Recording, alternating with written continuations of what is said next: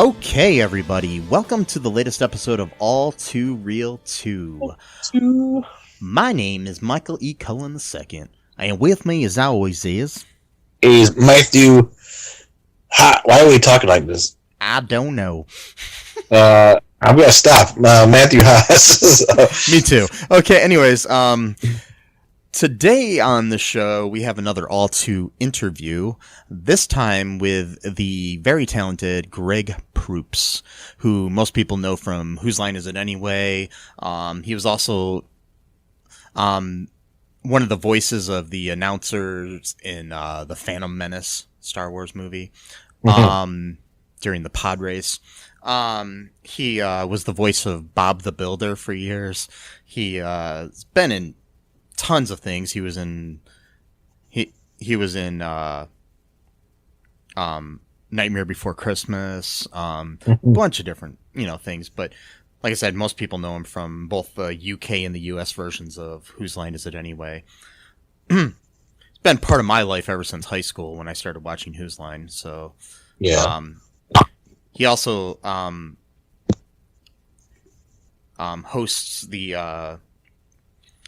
podcast The Smartest Man in the World, and which you should all check out. Before that, he also hosted the Greg Proops Experiment podcast. He's really cool guy. I enjoyed talking to him about basically the stuff going on in the world, and I don't know, it's just very cool to talk to kind of one of my comedy heroes. Yeah. So here's my interview with Greg Proops. So how are you doing during all of this COVID and all of the other craziness in the world? Well, I go between gibbering and futile anguish and drinking too much, and my wife is a superb cook, so that's good. She made rigatoni with Tuscan sausage last night. It was off the hook, so nice. I'm lucky there. Yeah. And, we watch old movies, and but I'm not I do shows all the time, but I'm having trouble writing. You know what I mean? Like, I can talk, but writing is not making it happen for me. So yeah. Anyway, you get depressed, and then you realize a lot of people are working really hard, and you have no right to be depressed, and so then you try not to be depressed. Yeah. Where are you? I'm in Toledo, Ohio. Oh, golly. Yeah. Yeah. Yeah, it's crazy here too. So. Are you guys locked down? We're on a curfew, not a lockdown, but we've got like a curfew at night for I think 3 more weeks. He just extended it, so yeah. So are restaurants open? Yeah, but they close. I think they close at 10, so it's still pretty late. I just don't even understand what the curfew is doing. So I think if they're going to lock it down, they should just lock it down. Well, your governor's on the saner side of Republicans, if there is such a thing. Yeah. At least he believes it exists. That's true, because sadly a lot of them don't. DeSantis in Florida? I know. Wow. And Texas, Abbott? Yeah. They're getting everybody killed. Yeah, one of my best friends lives in Florida, and I always worry about him. I'm like, he's luckily not. He's a musician down there, and he hasn't luckily left his apartment too much, so that's at least good. But I mean, when you see people in nightclubs and hanging out and stuff, it's just like, wow. Yeah. Yeah, I just yeah, it is what it is, unfortunately, and I hope that we get past this and not too many more people die. But yeah, 3,000 a day now, so it's a little depressing. But yeah, I know it is. It is. Hopefully, it doesn't get any higher. So on a lighter note, I guess. Could you, yes, please. Yeah, could you tell me a little bit about how you got started in like entertainment and comedy and everything? Yeah, I always wanted to do it, and I did all the variety shows in high school. Junior high, I wanted to do it, but I was too shy and too short. And by the time I got to high school, I grew a little. Yeah. And so when you're pipsqueak with glasses, it's kind of hard to get the attention you want. And then out of high school, we went to junior college, and I had a partner named Forrest Brakeman, and we started doing stand-up together. And then we moved to San Francisco, and I did theater at San Francisco State. And when we started hitting all the nightclubs, which in those days were the Holy City Zoo, the Other Cafe, and the Punchline. And then I stayed with it. He came down here and became a sound guy. And I joined an improv group called Fault Line in college. And then in the mid-'80s, we played San Francisco for a couple of years. Mike McShane was in the group, who was in the original British Who's Line. Yeah.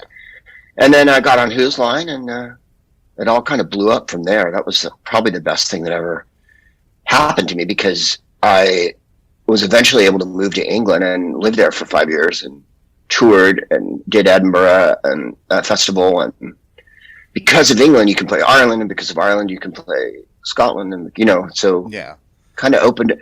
The show plays everywhere, like India and the Middle East. So me and Jeff Davis played India a couple years ago. And nice. It's there's no accidents, I guess, but I was really lucky to get on. And that the producer, Dan Patterson, went to University of Chicago. So he loved Americans. And so one season into it, he decided to bring a bunch of Americans over to do the show. And I got on, two of us from San Francisco, Mike and me. Mike got on the year before me, and then I got on the next year. And then he added Ryan and Colin the year after that. So the show sort of took on a different flavor. And I think the English people liked our energy, because we jumped up and down and high-fived and stuff, and they all did this, handshakey, sit on your ass thing that they were doing for 100 years. And it's just got blown up since then. I mean, I've been doing stand-up since I was a kid, and improv since I was a kid, and we're 40 years into it now. So what can I tell you? That's crazy. Yeah. 30-something years into Who's Line. My first year on the show was 89. Yeah, I was in high school the first time I saw it. My drama teacher used to show it to us in class like once a week. She had all the tapes of the British episodes and everything, and showed us it. And we used to try to do the improvs in ourselves in the class. So right. So that's cool. Was always fun. Yeah. Luckily, I wish I'd had a show like that when I was little. I know it was lucky, because I think it helped me, like, because I've done a lot of stage work and also film work, acting and stuff, and I think it's helped to know a little bit about improv. And I've taken some improv classes since then too, so I think it does help people a lot. It's a useful tool, and no matter what you do for a living, because people think they don't know how to improvise, but of course they do. Like when you go to work and you're late and you have to bullshit your boss, that's improvising. Yeah. I mean, we're improvising all the time. It's just that people don't look at their life that way, and that's why the no fear element is so important. And also what Keith Johnstone, when I was in high school, it was Viola Spolin, Improvisation to the Actor, and then we got hip to Keith Johnstone's book from England, Impro, and he said, I think the most salient thing, which is you're walking backwards, so you know where you've been, that's all you know, but you don't know where you're going, and so you have to trust that. And I've been a stand-up longer than I've been an improviser, and it informs the stand-up completely. So the last album I made, which, by the way, I haven't bothered to edit or release. It's been a year. Oh, wow. That's how, Yeah. this is affecting me. I improvised it. I knew I had a few things I wanted to talk about, and I had a couple routines that were set, but largely I just went at it. And the last couple of albums I made, I've really, really tried to just focus on what I want to say and how I could say it better, but improvising it. So it's hard to remember the routines sometimes because I didn't write them.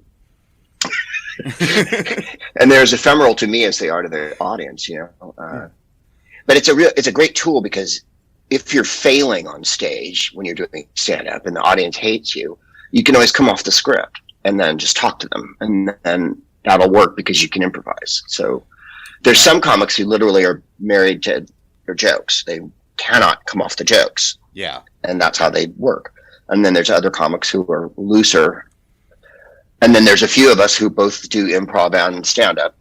For some reason, improvisers hate stand-up comedians in general. And stand-up comedians hate improvisers. And I always thought it was hilarious. That's stand-ups are selfish, and we have to have a big ego because you take a lot of hits. Yeah. So you have to be like a relief pitcher. You have to be able to. You have to get shellacked and then come back the next night and pretend that never happened. Yeah. And improvisers don't want to write. So that's where stand-ups are like, what? Plus, because it's all about writing with stand-up. Yeah, and a lot of times when you're improvising, you have somebody else to fall back on. But when you're stand-up, did I just mute you? Just you. I don't know. Did you? Hello. What the hell have I done here?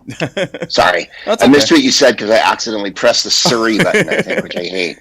No, basically, I was just saying that, like with improv, at least you have somebody else to fall back on. And with stand-up, yeah, you're in a band. Stand-up, it's just you on stage. So, if you mess up, it's you. I agree. So, yeah.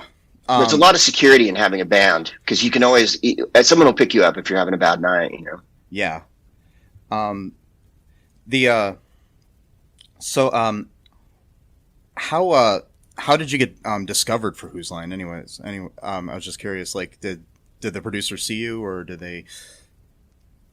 were they just? I was in the group I was in San Francisco, and McShane and I were doing a two-hander. We'd write sketches and jokes and songs and shit, and we'd improvise within that. And we were lucky enough to play with Rob, and Robin would come by our show sometimes and improvise with us. And I was playing in Spokane, Washington, with a split night in Coeur d'Alene, Idaho, which is Nazi territory, as you know. Eastern Washington and Idaho are pretty anti-masker kind of Confederate flag place. Yeah. And I was there with Tom Kenny, who you may know as SpongeBob.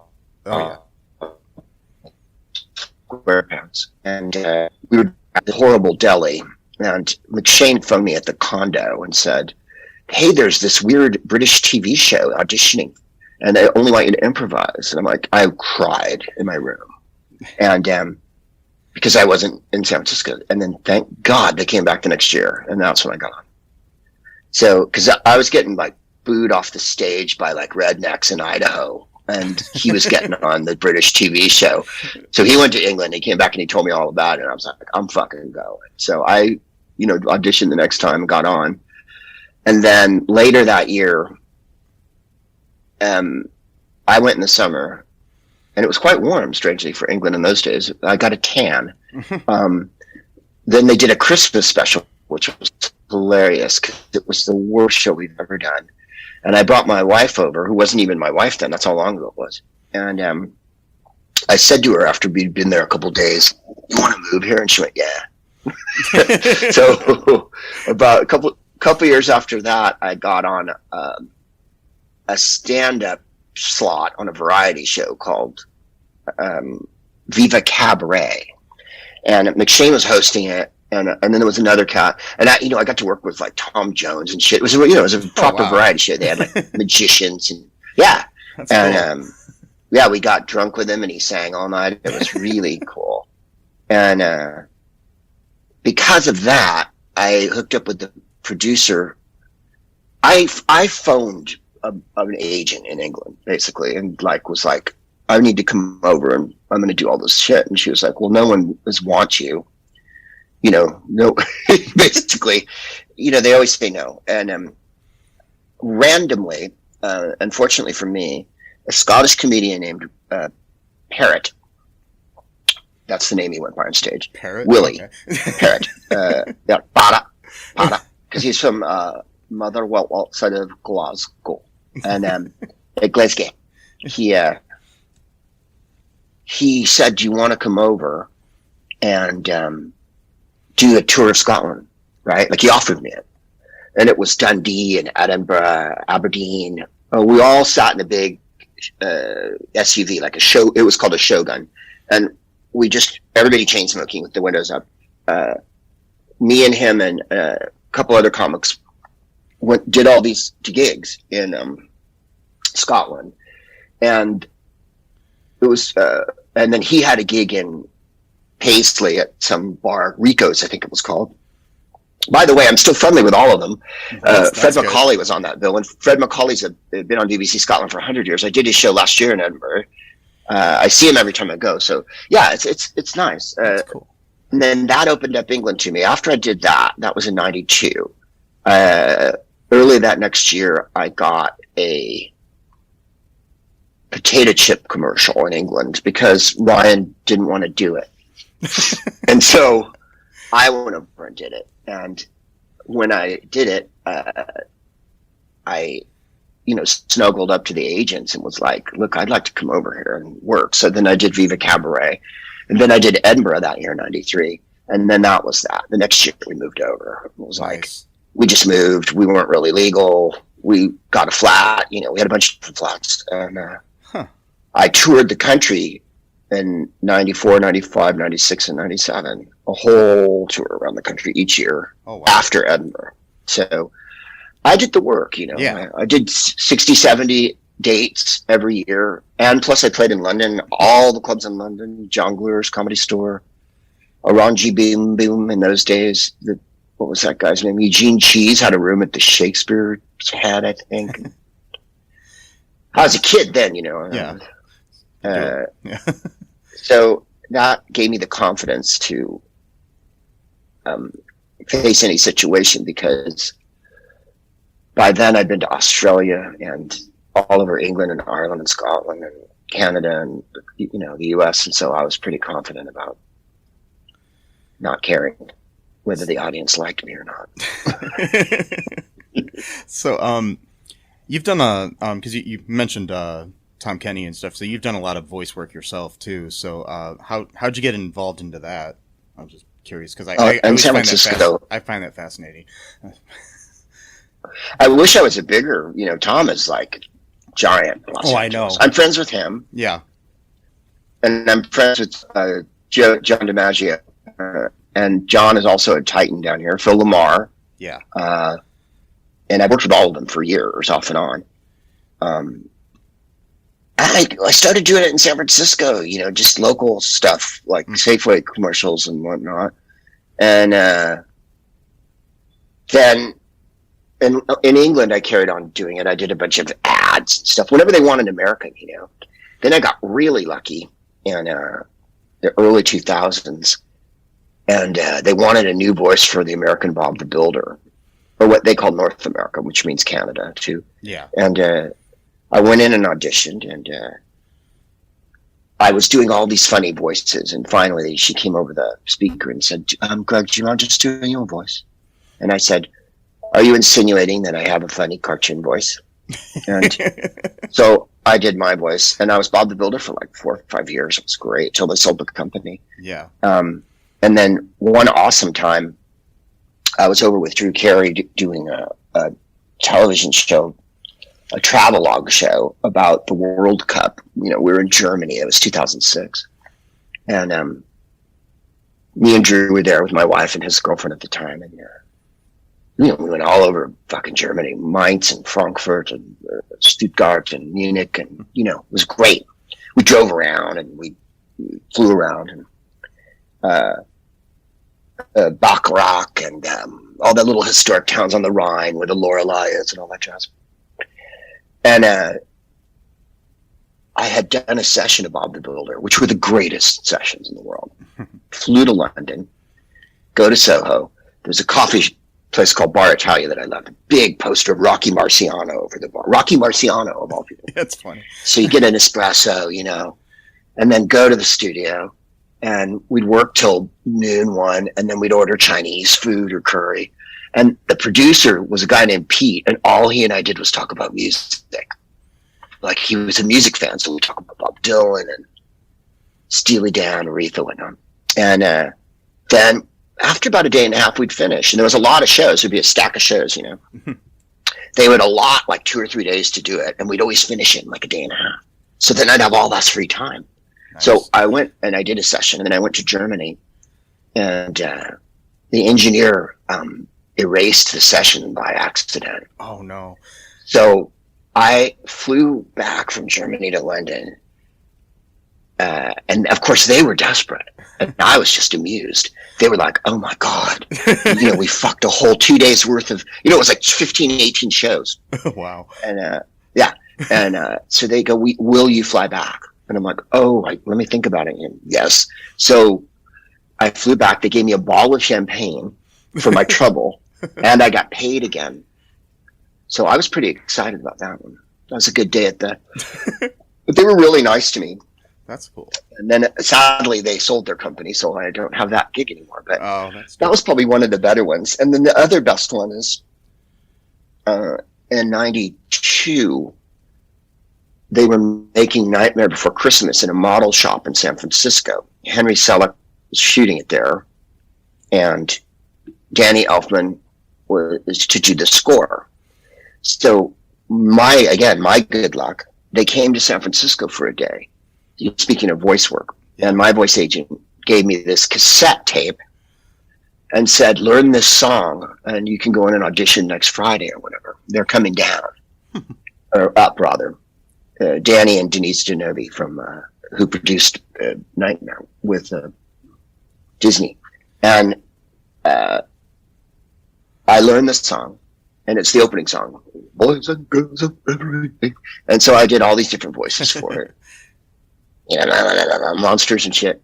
And I had to go do like an MTV half-hour comedy hour. This gives you an idea of how long ago this was. 92. An MTV half-hour comedy hour.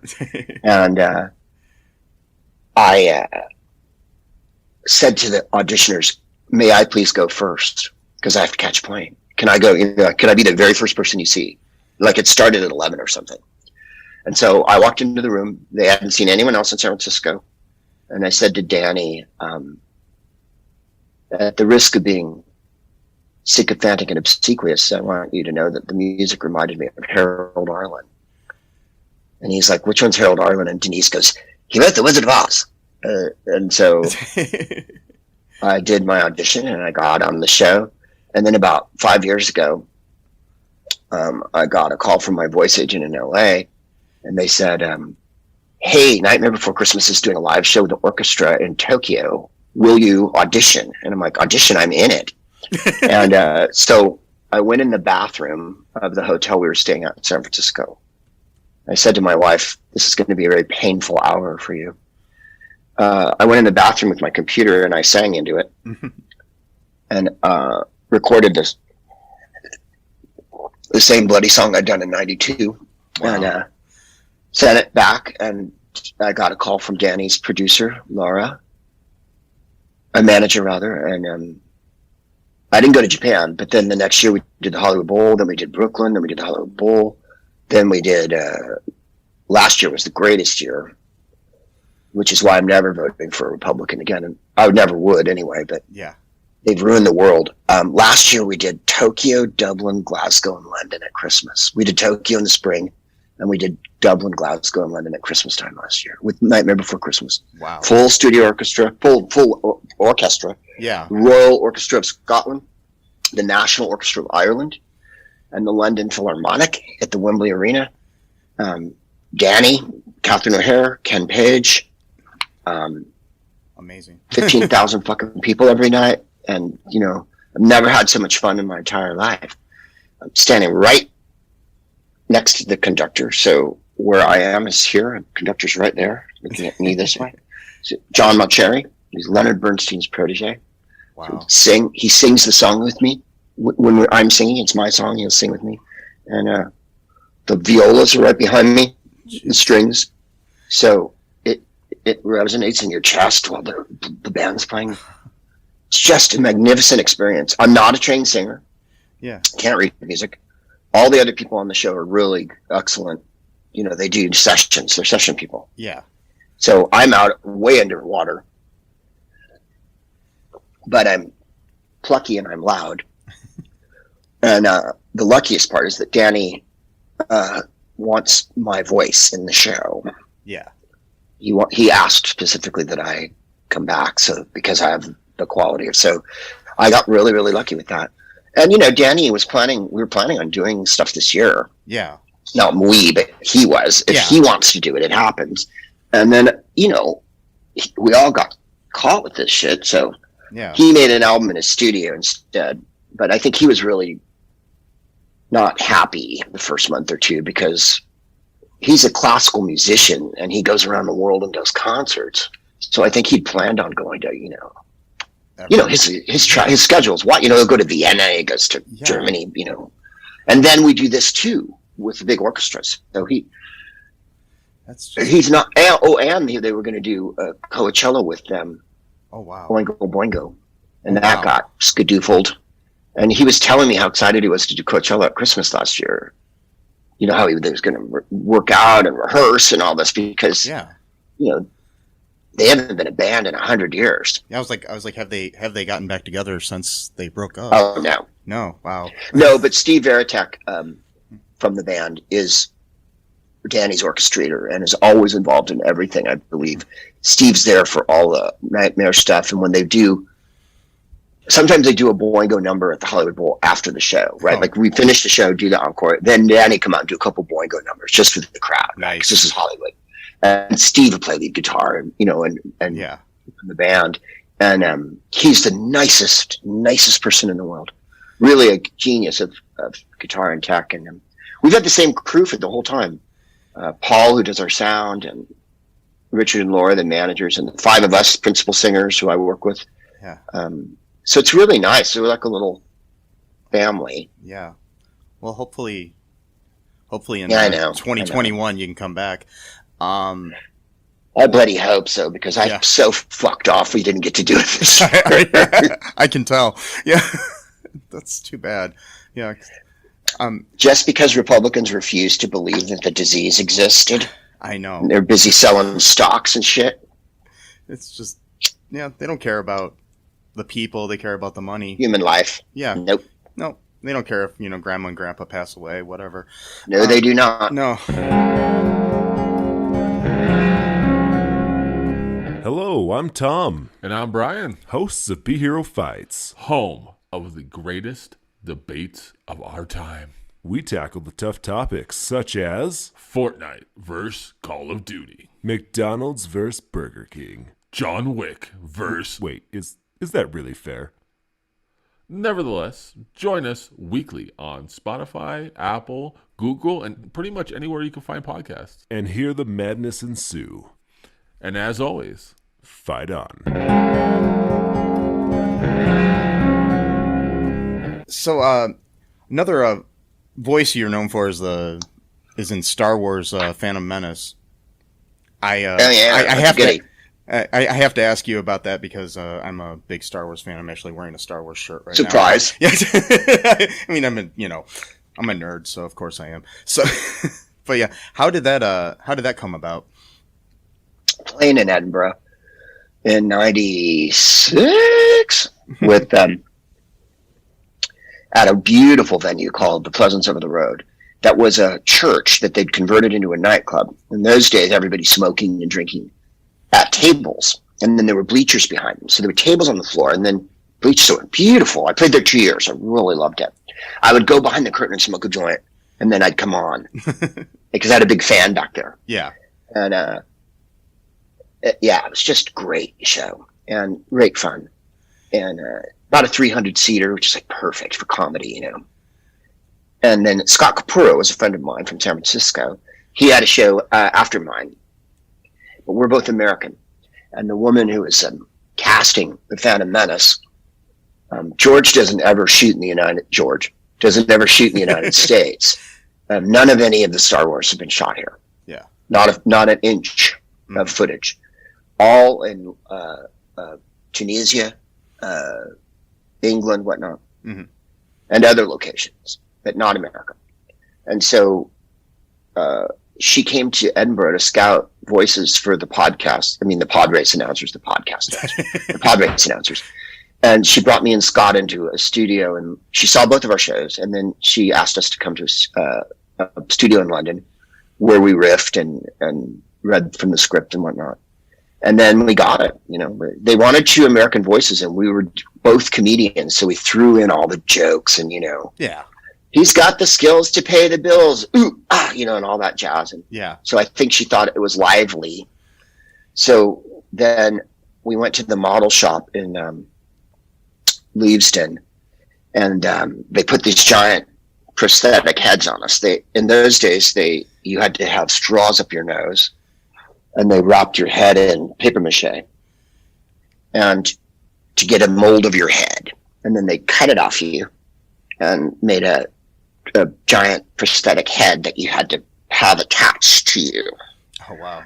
Now I've had it done since 10 years ago. I had it done on True Jackson, same prosthetic head. Yeah. They don't make you do the hostage situation thing with the straws anymore. You get to breathe.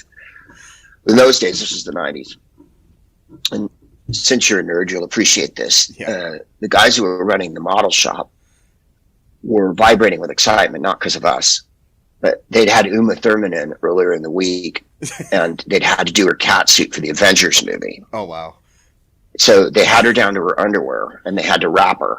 So they were still talking about how they had Uma Thurman in.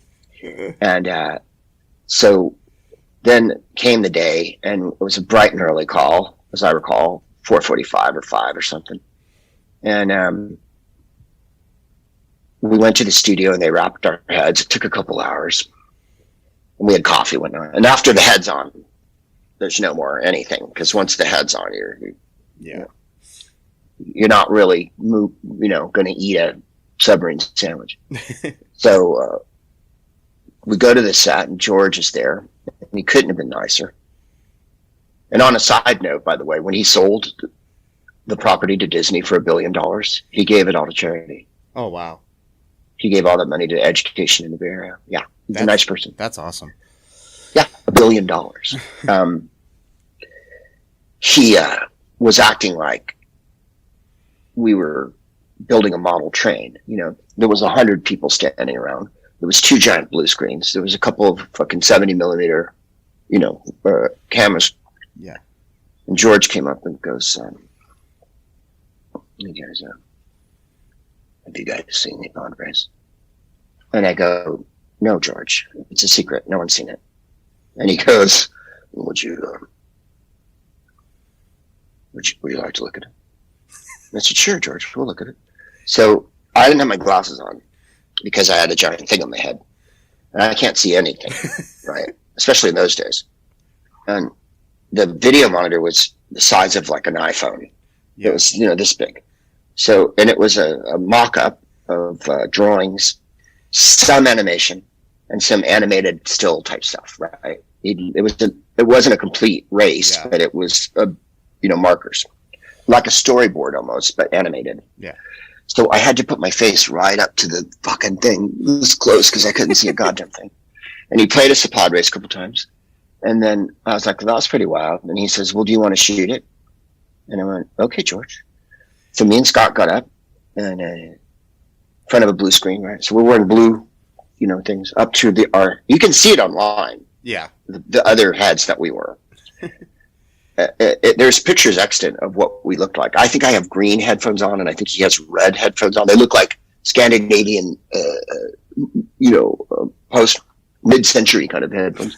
And we're ugly little bug people, and he, the direction for the race was, okay, both look this way, both look that way, both look that way. look that way, look that way. Be excited, do this, do that. We read the lines a million times, but you're going to do the lines over 1,000 times. The lines they capture on the day are not the lines that are going to be in the movie. And he couldn't have been nicer. We were there for a few hours. We met Ewan McGregor. He was coming over from second unit. He was working with Frank Oz, who was shooting second fucking unit. Wow. And all the props and shit for GoldenEye were there. All these helicopters and Soviet stuff, like from that. Was that a Pierce Brosnan one, I think? Yeah, it was, yeah. And this is Leavesden, and outside of London. Then we went back to my crib. My wife was there, and we ordered Chinese takeout. And we called each other Star Wars all night. Right before we left, Scott, who's pretty bullshit, grabs the second AD and he says, "Hey, is there any swag?" And the second AD goes, "Give me a mo." Blows out, comes right back in. A polar fleece that says Episode 1. Wasn't named yet. It was just Episode 1. So it's kind of like having a Revenge of the Jedi thing. Nice. I have something that no one else has. Don't come and steal it. And no, I'm never selling it on eBay or anything. No. But I'm guessing it might be worth something because I don't know how many people have an Episode 1 polar fleece. We wore them home. We were pretty excited. Then I've been lucky enough to be in every subsequent pod race adventure. Lego Christmas, was it? I think there's a Christmas Lego pod race. Couple different video games over the years, starting with the early 90s DVD ones and going into now. There was a Star Wars show called Resistance. They were pod racing in that, so they brought me back but changed the name of the character, which was hilarious. And then I was lucky enough to be in Clone Wars as a bad guy named Tal Merrick. And I got killed in that because I was threatening Princess Amidala with a blaster. And I got another call from the people in those days, Lucas, now it's Disney. And so they said, "You want to come back and do Tal Merrick?" And I said, "I can't. He's dead." And they're like, prequel, Star Wars prequel. So I did it again. And then, like I said, the Resistance was the last thing I think I did with Star Wars. But I've really been lucky because somehow they keep bringing the bloody pod race back. And I guess what was hilarious is I had to go in and audition for it. And I did all these different voices. I did Scottish and French and then it took a couple months, and I was like to my wife, "I am the character. How come they don't just use me? Why am I?" And then, of course, they did. Like, they were just getting ready. That's all. They were prepping. Nice. But I thought, you're going to find someone to do my voice. So, and then when they restruck it for DVD, like on the 20th anniversary or something, I was flown from Los Angeles to San Diego in a very small plane. So small that the pilot went, "Is everybody ready?" And they took my bag away from me. That's how small the plane was. I was able to keep my book. I had a book. And then we drove across the border, San Diego, to where they shot Titanic, which is called Fox Baja. And we went into a control room. A conference room. And there was an Apple Mac and a microphone, and that was it. And a bunch of people sitting around. And we redid the whole movie again. Oh. And then I did a bunch of shout outs for people. And then one of the cats from that session, I've done a video game with, pod race one. And he said, "Do you remember that session?" I said, "Yeah, we had fish tacos and we were standing in a room with one fucking microphone and a computer." He's like, "Can you believe it?" Like, that was how. No, you'll like this. When we were finishing up in London before got released, what year is Phantom Menace? 97? I think so, somewhere around there. Yeah, 96? 97, 99, somewhere around there, something like that. Yeah, it took a million years to make, of course. Yeah. Like Nightmare. I was brought back to Soho. Happened to be in England, and they brought me back to do all the Foley, right, the ADR, and they had a phone in a cradle, and the guy in Marin at Lucasfilm, listening, right?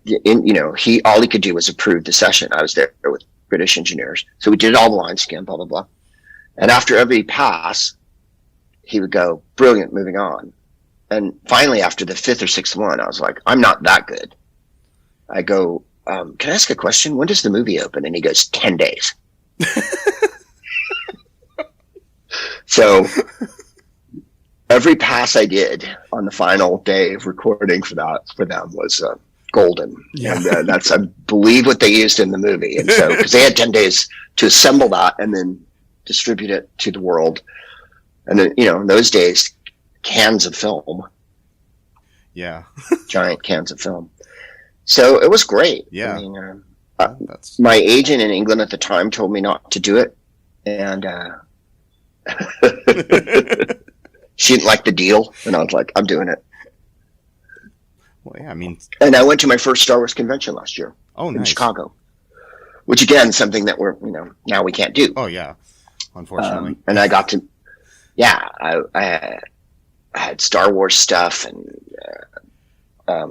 Nightmare and all the nerd stuff that I'd never gone to one, so I quite liked it.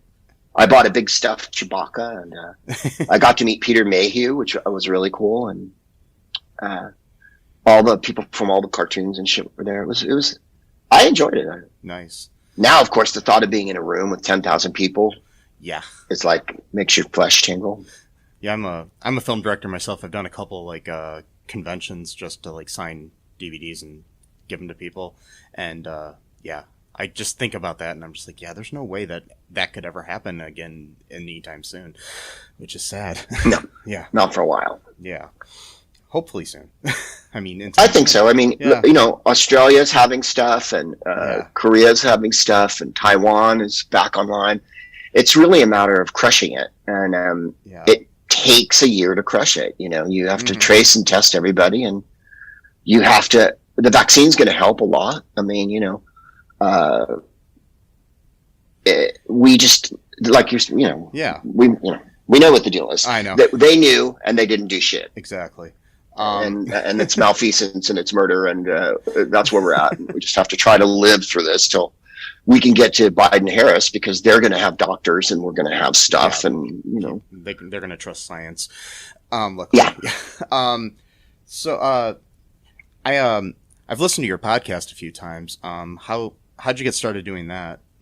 Well, Matt and Ryan, who have been have a record company called Special Thing, and I've done a couple of albums with them via Doug Benson. That's how I met them, because I've been friends with Doug for 100 years. Yeah. And so we made a couple of albums, and then it was right around 2010, and Matt is on Never Not Funny with Jimmy Pardo. And Jimmy Pardo really is the one who started the ball rolling. Yeah. As what we know now as a podcast. I did a podcast for 5 years on Audible, but it was only available in those days. You put it on like an MP3, or it was a more limited thing. I remember doing podcasts with Melanie Rivers, Jones' daughter, in like 2004 or 5. You know what I mean? Like, Yeah. it was around, but it was a private affair. We used to call it radio for no one. And then when the technology got good, when smartphones came out, and when computers you didn't have to download everything onto a device, which you did in the early 2000s. They said, "Do you want to do a podcast?" And I said, "Well, what about?" And we talked about interviewing authors. We talked about a bunch of stuff. And then finally my wife was like, "Why don't you just get up there and talk?" So she was right. And after I did the first one, she said, we got a little hall on Santa Monica over here. Bar Lubitsch holds about 40, 50 people. Said, "We're doing a free show tonight." She goes, "You should be doing this. This is more important than other things." And I was like, "You're right." And that was October of 2010. So we hit our 10-year anniversary in October, Nice. which I like Whose Line. when we hit our 31st anniversary on Whose Line, I was a little blown away. It's also 25 years for Star Wars, and we passed 25 years for Nightmare a while ago. Yeah. It'll be 30 years in like 2 years. So, but I have a big thing that says 25th anniversary, you know, so Nice. Fortunately, I've been able to do a bunch of stuff that people seem to want to keep going to. And that's, I've never cared about show business very much. I'm not very good at it, but I've been lucky, and the things that I got on are fun things. Yeah. That people like, instead of dreary, awful things that they hate. That's good. I've been in plenty of dreary, awful things that people hate that no one ever saw. I was in a movie a couple of years ago where I was the bad guy. It was called Duck, Duck, Goose, and it had a huge cast. The women who produced Shrek made it, and Chris Jenkins directed it, a lovely Welsh man. And Jim Gaffigan was the lead, Oh, wow. and Zendaya, and Craig Ferguson, Stephen Fry, Carl Reiner, Wow. Diedrich Bader, Natalie, I'm blanking on her name, the comedian who's married to Moishe Kasher. Natasha Leggero, Natasha Leggero, Yeah. Reggie Watts. This had a huge fucking cast. Yeah. And I was I was a cat trying to kill these ducklings. And Jim Gaffigan was the goose who was pressed into service to look after the ducklings on their long journey. And I chased them across China and tried to kill them. And I thought it was really cute. It's beautifully made, but not, didn't. Nobody saw it, I guess. Or Well, I don't know. I mean, Yeah. I get a check every once in a while, but you don't really hear about Duck, Duck, Goose as a timeless classic. And it's a pity because there was a lot of talent in the movie. I mean, yeah. Even if you just had everybody half who of did the those voices people. were hilarious. Yeah. Craig Ferguson and Stephen Fry played two whooping cranes who were being assholes. And it's one of the funniest scenes in the movie. They're both doing British accents. Yeah, it's just great. And Carl Reiner's a turtle. Oh, wow. That's perfect. Yeah, it's a good, I mean, it's worth smoking a joint kind of kids movie. Yeah. It is a kids movie. Yeah. I figured. And like I say, it looks beautiful. And years ago, I was in a movie that's so weird called Kaina, The Prophecy. And me and McShane play like android servants or whatever. And we're being obsequious and yes, master and everything. And the lead of the movie was Richard Bloody Harris. And the lead, Kaina, was Kristen Dunst. Like, the voice talent in this movie was tremendous. It was like, so Richard Harris to the evil overlord, go, get me back. Like, Oh, wow. so it was great, but like, nobody saw Kaina the Prophecy. I mean, like, you don't even, what? Yeah. I think they thought it was going to be like an international, it kind of preceded, what's that awful James Cameron movie with Unobtainium?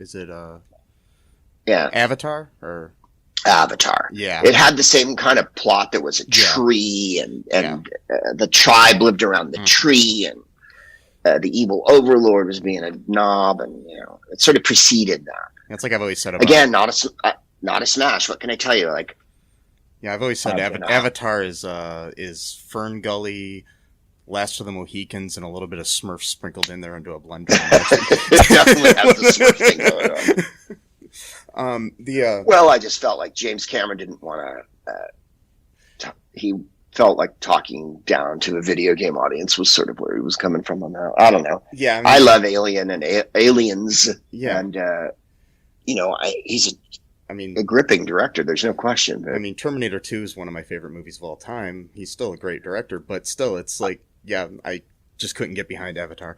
But at the beginning of the containment, they were showing Terminator 1 over and over, and I watched it a couple times, and it's maybe one of the great low budget sci-fi movies of all time. It's just thrilling, and he does the thing that George Lucas sort of lost as he went further, which is keep the urgency.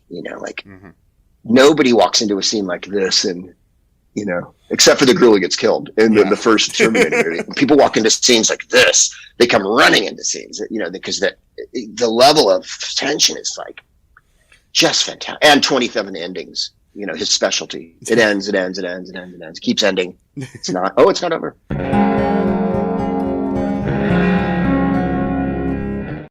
Do you have dreams that you want to achieve, but are scared to do so due to self-doubt, fear, and other people's criticism? I have just what you need. You need a dose of the Living the Dream with Curveball podcast, where I interview guests that will motivate and inspire you to stop at nothing to achieve your dreams. And always remember, if you believe, you can achieve.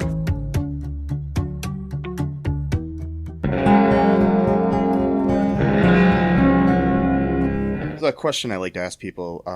If you could give advice to your younger self, like say yourself at like 25 or something, what would you say to yourself? Well, write more. Yeah. Write a book earlier. Study more. Be more serious. Travel more. Learn a language. I would have liked to be fluent in another language. And a skill like filmmaking. Those skills are important. They come in handy. Mm-hmm. I've really drifted from thing to thing, and the only thing I've dedicated myself to is telling jokes and goofing around and performing. So now here we are. And, I've written a book, I have a bunch of albums, I have a podcast, that, but I have to perform online like everybody else because it's too dangerous. So it might have been good if I'd written a movie or something. Writing a pop hit early in the career is always good. Yeah. The whole something you can live off of is what I'm getting at when the going gets tough. I don't worry about. I worry about Danny's emotional health, but Danny Elfman has written so many scores that he obviously it will be fine. Yeah. If you have a giant body of work, and a lot of I don't regret it, but I remember something Tom Petty said before he died that struck me as really strange. Peter Bogdanovich did a giant documentary about Tom Petty that was like 5 hours long. Oh yeah, I saw that. It was awesome. Right, he was on tour. Yeah, and it was what it was like to be on the road and the process and what the life is like, and they're smoking backstage and the whole thing. Mm-hmm. And he said, at the end of the day, when you've done a bunch of great shows, that's it. All you've got is a bunch of great shows. And I thought, but that's misunderstanding what we're doing. The point of it is to do a bunch of great shows.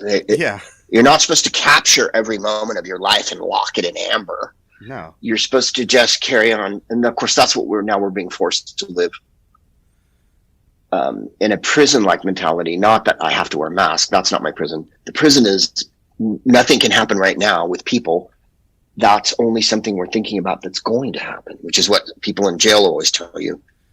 They can't think about now as much. You have to think about when it's over, then my life will be different. So, when you're a traveling ham, like I am, it kind of clips your wings a little. So, I might tell my younger self, be prepared for something like that to happen. Yeah. Yeah. It's like, I can't understand. Like, there's been a couple people came through locally, stand-ups doing like these drive-in shows like over the summer. And I've never done stand-up, but I've been on stage like doing improv and doing comedy plays and stuff like that. I just can't understand I would want the reaction of the audience right away. I don't know how people could do that. I think you might be able to hear them. Yeah, that's what I'm wondering. Hopefully. And also, at least they're in cars and not like standing next to you. Yeah. When we do online gigs through the several places I do online gigs through, we ask people to leave their mics on, so you do have a reaction. Oh, that's and awesome. Sometimes people are hysterical or talking, or there's a dog or a baby and a lawnmower or whatever. So we're in another world here. Yeah, that's cool, though. I don't mind it. Yeah. At least there's the human contact, but it's also, like I say, my wings got clipped a little. The group I'm in with Ryan, styles. We've been on the road for 20 years together.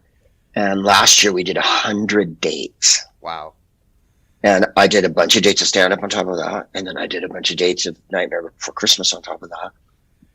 And so I was, traveling a lot. And I probably did 200 days on the road easily last year.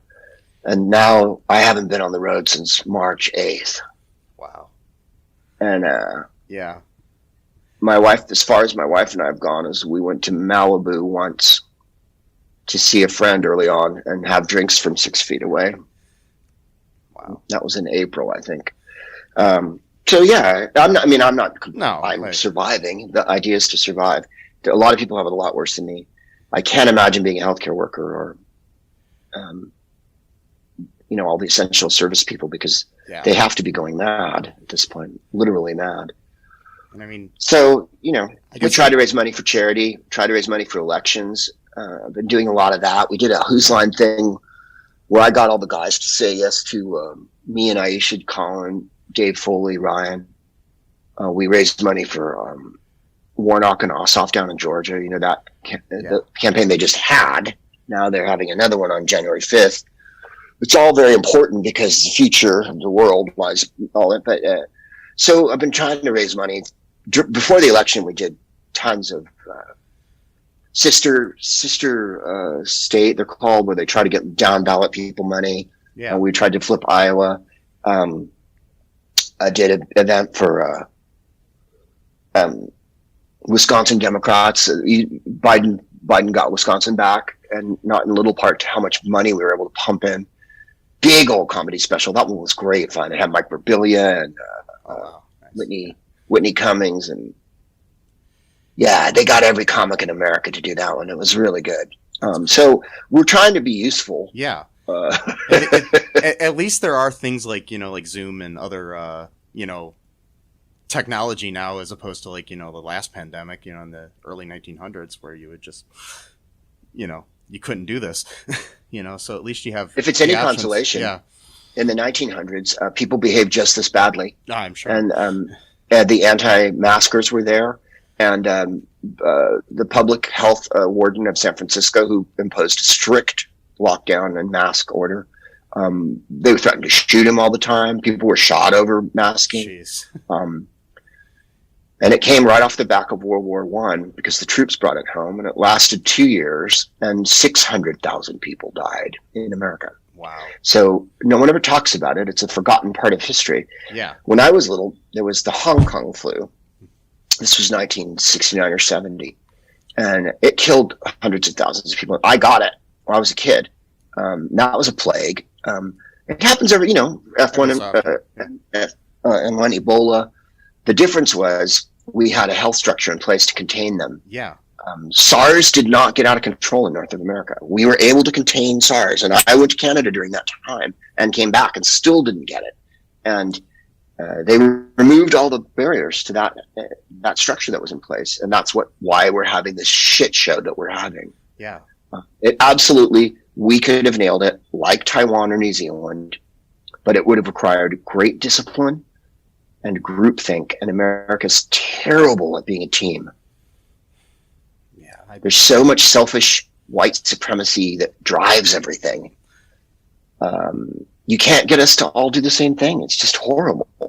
It's sad. I had to stop recently reading comments on any kind of news story, because all you ever see are these Trumpers with their, their weird QAnon conspiracies and everything. So it's just insane. It's flooding the information, flooding the zone with bullshit is all they've got. It's really, that's the depressing part, and that's the part that makes us all feel so anxious, is what do they call it? The fire hose of lies. Yeah. Because it never stops. It's literally just, and there's no rhyme or reason to it. None of it's true. None of it's even true. Yeah. And then you hear senators repeat it and really important people repeat it, and you're like, so have we all gone mad? That people who are literally billionaires who went to great schools, who speak several languages, are telling you that electors didn't vote for the right people because a computer that Hunter Biden, give me a break. Yeah, it's anything. We'll get through it. I mean, yeah.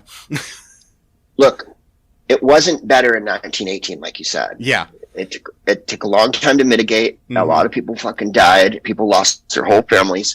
There wasn't instantaneous communication other than cinema and telegraph. And what people were really mad about was that they closed the movie theaters and the bars. Yeah.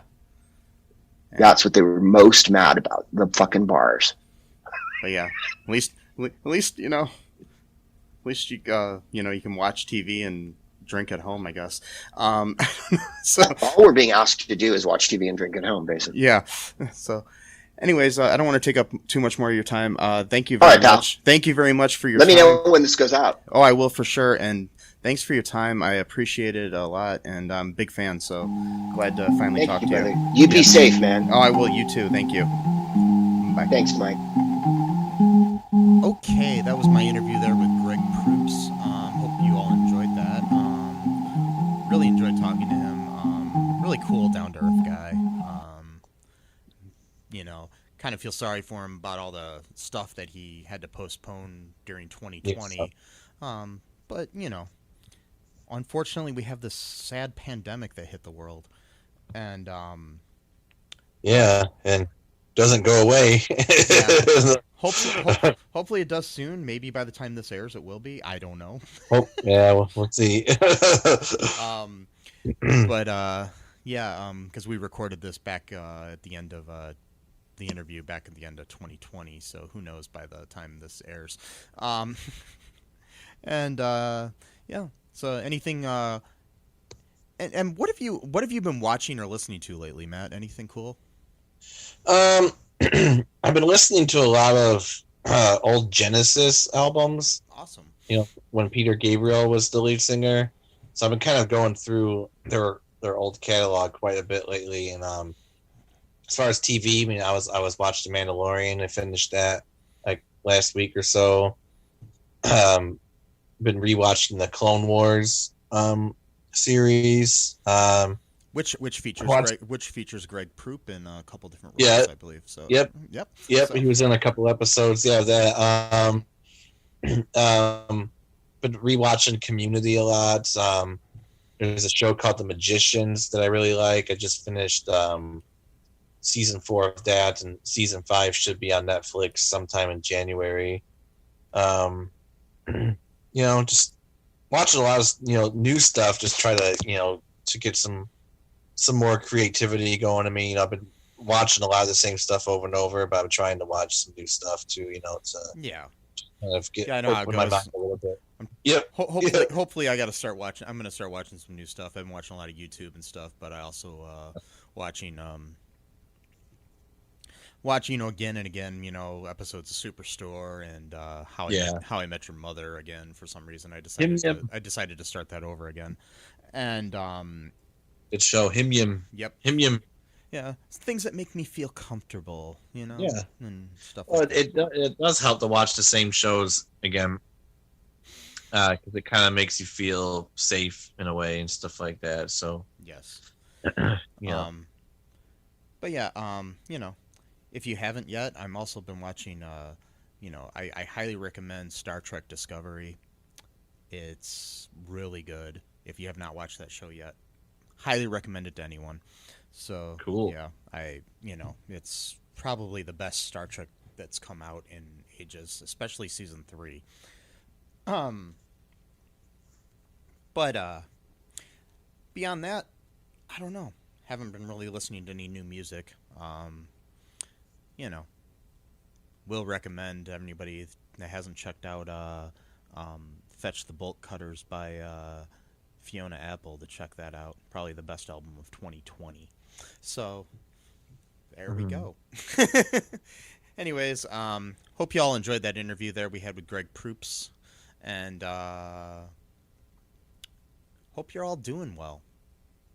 Yeah, me too. Yeah, and be sure to follow us on the social medias, the twits, the books, the grams. The twits. The grams. Yes. And all that jazz. All that jazz. Is that a new one? Yeah.